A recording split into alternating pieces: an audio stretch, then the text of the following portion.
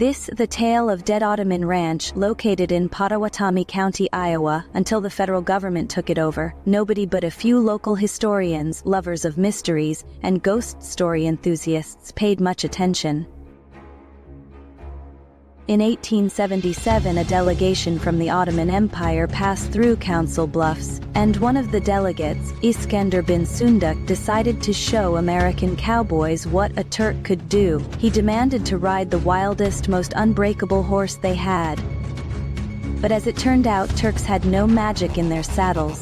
Iskender couldn't control the wild stallion either, and the stallion bolted off into the plains, and neither Turk nor horse were ever seen again. In 1920, when the workers were breaking the ground for what was going to be known as the Glover Ranch, they came across human skeletal remains.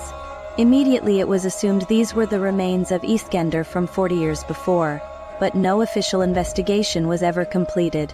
Still, to the people of western Iowa, this could never be known as the Glover Ranch. To the Glovers, who came from Boston and built the ranch, it was soon apparent that the land was strange. Mr. Glover often heard strange things at night, including disembodied voices calling his name. Mrs. Glover noticed it too: strange lights on the horizon, the weird voices, shadows when nobody was there, objects vanishing and reappearing. She was entranced by the lights that played on the lawn, madcap orbs much too big to be fireflies. When Mr. and Mrs. Glover passed on, the ownership of the ranch passed to their son, Liam. He never married. When Liam lay dying of intestinal cancer in the 1970s, in his delirium he shouted that shadow people surrounded his bed, taunting him. After Liam Glover's death, the Whitakers bought the ranch, but even they couldn't escape the strangeness of the setting.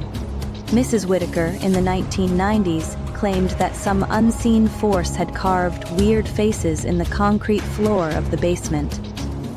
In 2020, with all eyes on COVID, nobody noticed too much when the federal government, or at least some agency of it, stepped in and purchased the ranch. There were anomalies and oddities loose in the world: paranormals, mutants, other strange beings. Science had known about such powers and entities since the days of Dr. Joseph Banks Rhine, but up until this point, the government had never made any effort to collect them. The ranch seemed like a good place to do that. And of course no one would ever question the benevolence of the United States government. Dead Ottoman Ranch is a haven for the odd ones, a protective place for those who cannot possibly fit in, and only the most paranoid and conspiratorial would ever disagree. The government's advice for the people of Iowa is: just don't ask too many questions about what goes on at the ranch or what it contains, and you'll be happy.